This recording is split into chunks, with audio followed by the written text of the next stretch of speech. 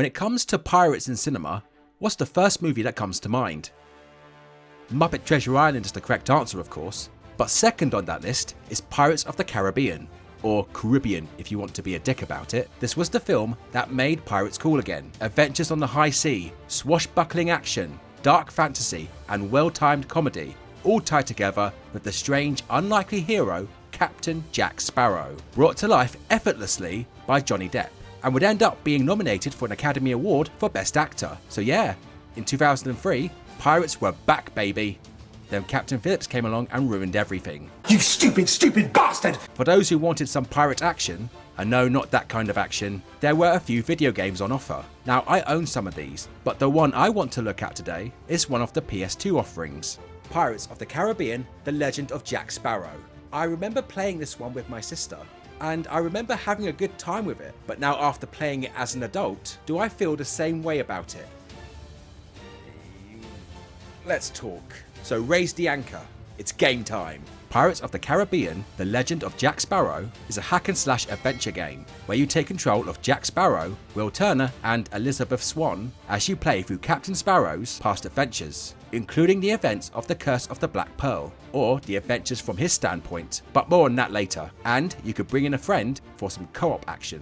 Just before we jump into the game, I have to mention that Johnny Depp was brought in to reprise his role, and I think the makers really wanted you to know that, because the game's case doesn't just mention it once, it mentions it twice, so I'm guessing this is how they are mainly marketing the game. Hey, what's the game like? Who cares? Johnny Depp!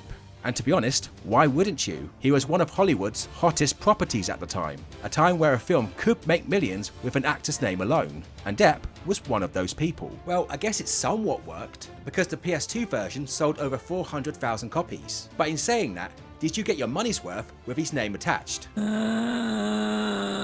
Well, there's phoning it in, then there's phoning it in with 2 cups and a bit of string. Seriously, his drunken charisma, mysterious charm, and played down intelligence must have gone down with the ship somewhere. Because what we get here is someone who couldn't give a shit. He just sounds like he's reading the lines, with only a bit of Jack Sparrow in it. And by bit I mean, the bit that's a hungover, grumpy c***. I have it on excellent authority. And that would be? A man who purchased the information from a man who won a bet with a man who swore on pain of death that it's likely not anywhere else. I stake my good name on it. I got nukes out the yin-yang, just let me launch one, for God's sake! It feels a bit depressing really, and it makes you wish that someone else, anyone else, could have just stepped in, because it sounds like Depp didn't care. And this was before Amber. While I'm here, I might as well talk about the rest of the voice performances, and I'll be honest, it doesn't get much better. None of the other voice cast were brought back for the game. Now, I don't have a problem with that. Sometimes that's not possible, so you have to make do with what you can get. And what you get here is not very good. Crispin Freeman as Will Turner sounds too much like a toff from Oxford, and Eliza Jane Snyder's Elizabeth Swann is too much of a whiny bitch. And Mr. Gibbs... Well, Jack, I do say I be feeling agreeable to your proposition. Why even bother? You might as well have got the cleaner to do his best pirate impression. The dude playing Barbossa isn't bad, but it's not anything to write home about. All in all, the voice acting is pretty naff on the whole. Now with that out of the way, let's get into the gameplay. You'll slice your way through many enemies with your cutlass, a few combos to master, special moves, counterattacks, and kicking people in the nuts.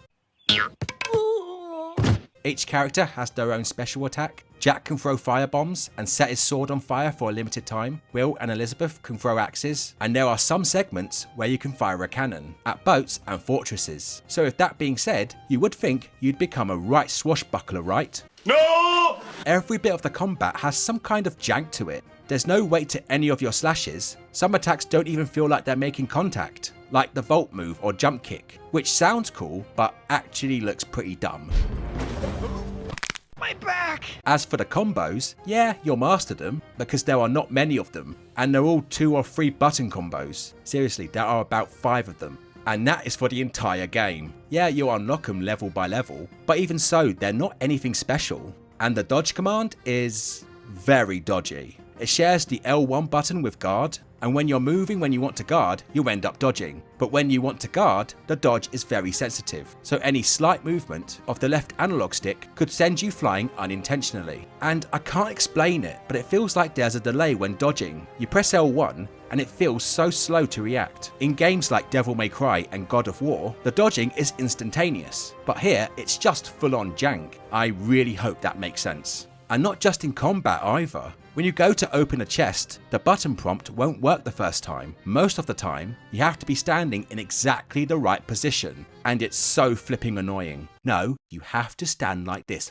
F off, game. You can collect gold, which you can spend on upgrades, which I'm not sure if they do anything. Maybe make your attacks stronger? I don't know, because I never really noticed any difference when fighting the enemy. You can also find new swords that will increase your attack damage, but it didn't really feel any different. And the cannon play is not much fun either, because you don't know what you're aiming at because there's no aim cursor, so you're more or less firing blind. But these are seen as bonus rounds for more gold, so there are no stakes here. As for the enemies, you'll be facing other pirates, the Spanish and Portuguese, whilst also facing more unique foes, like terracotta warriors that need to be pushed into water to beat them, Nordic dead men with shields you need to break, and giant spiders. But I'm not gonna lie, for the vast majority of enemies, they just mold into one if that makes sense. They'll attack either close up or from afar with guns. Add that to the already lackluster combat, and I can see people getting bored of this rather quickly. And the boss battles are a boring slog, especially Barbossa, where you just spend what feels like an eternity just chipping at his health bar. A far cry from the awesome duels they had in the movie, with nothing to break it up. So how does The Legend of Jack Sparrow do in the looks department? Well, I'm not gonna lie, I've seen a lot worse, but in saying that, it all seems very standard for a licensed game around that time, and most of the levels I can't really tell apart when it comes to looks. Like the combat, it all just seems to blend into one. Tortuga looks like Port Royal, Nizao looks like Tortuga. The only difference is that it's at sunset and everything is on fire. All the levels on board a ship all look the same too. It's not badly designed, but it looks like all they did was a change of colour scheme every time there was a ship level. Other than that, standard jungle, standard ice level, standard mine, standard cave, there really isn't much to say about it. The character designs are alright though. They did their best to recapture everyone's likeness, with added Botox. Jack looks fine, and his stance is correct for the most part, whilst Barbossa looks a bit stretched and maybe put on a few pounds. He's fat! And oh my god, can someone please push Keira Knightley's eyes back into place? Seriously, one eye's on Jack, and the other's on Mr. Gibbs pissing in the sea. And the cinematic cutscenes, in my opinion, are just arse, man. They just look unfinished. The mouth animations don't sync up with the voice acting, some of the characters look uncanny and creepy, and the main characters look anemic. Especially Sparrow, who looks more like Pirate Paul Burchill from WWE, which I still think was cool by the way. Definitely better than the gimmick with him and his sister. Moving forward. So yeah, The Legend of Jack Sparrow looks like it took a lot of shortcuts and ends up looking as generic as they come. And now it's time for the story. The game starts off with Jack and Will in Panama trying to find the skull of Teotihuacan. After fighting through some Portuguese, or Spanish, I couldn't tell which is which. We find the skull, but we get double crossed by Stubbs. Who is Stubbs? F knows. We never see him again after this. There it is. Skull of Teotihuacan. What's he got to smile about, I wonder? It's beautiful. Aye, 'tis. I expect I'll see a handsome price for it. Are we having pronoun issues? Fucking hope not. This game is bad enough as it is. We end up being captured and about to be hanged for the many crimes of Captain Jack Sparrow. Drunkenness, treason, arson, pillaging, There's a very good explanation for that. kidnapping, looting, poaching, brigandage, pilfering, depravity. Total misunderstanding. I had no idea she was a woman. Are we having pronoun issues?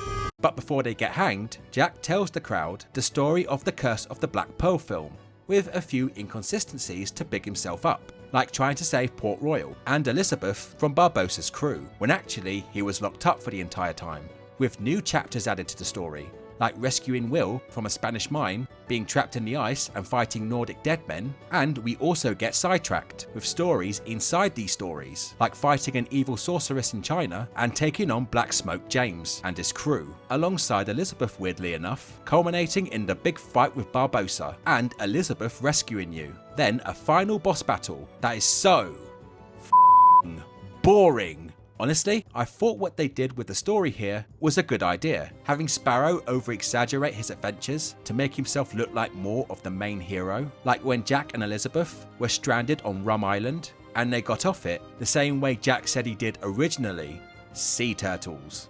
Right. I'm not gonna lie, some bits did get a chuckle out of me, but for the rest of it, I couldn't really care less. I think it was because of the lifeless voice performances and the tedious gameplay really burnt me out. I mean, how would you feel if you spent 5 hours fighting the same enemies with the same attacks? If the gameplay was more fun, maybe cutting some levels out, and the voice acting wasn't so shit, maybe the story would have been more enjoyable, if that makes sense. But it did have one of the best video game moments I've ever seen.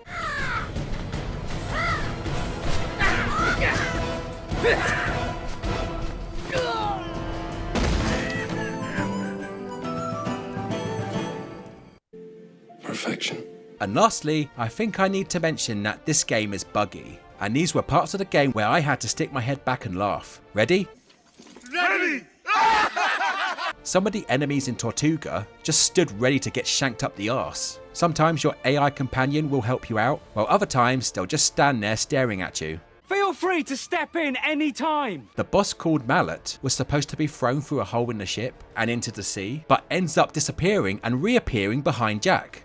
Oh, that was a close one. Nearly fell out there for a sec. And during the fight with Barbossa, the game crashed. Now, I do use original hardware, so you can believe whatever you want, and that's cool. But I will say my PS2 Slim works fine, playing other games after this. And the disc has barely a scratch on it, so I do think it's something to do with the game itself. But that's just me, and if you think differently, that's fine too. But yeah, as this game has no checkpoints, I had to start from the beginning again. Fan-bloody-tastic.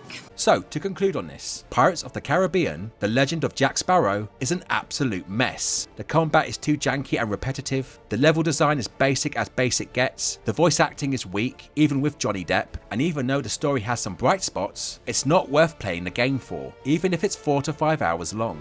Look, I don't think this is the worst game ever.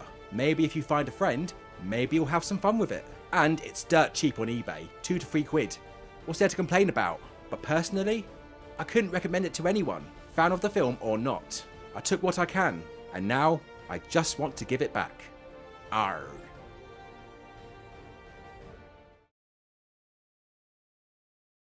And that was my review of Pirates of the Caribbean, The Legend of Jack Sparrow. What do you guys think? Have you played the game? What's your favourite pirate-based video game? Personally for me, Assassin's Creed Black Flag. No game will ever top that. And do you agree with me? Do you disagree with me? Comment down below and let me know because I would really love to know. And that's about everything for today, my friends, and thank you so much for tuning in, and I hope you enjoyed this video.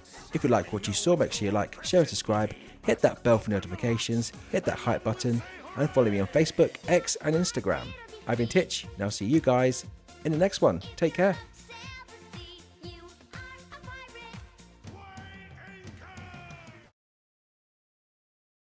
I shit my pants in the middle of Aldi. I only went in to get some fucking Garibaldi. A big hot log right next to the pasta. I've been banned from Aldi, so I'll have to go to Asda. I shit my pants.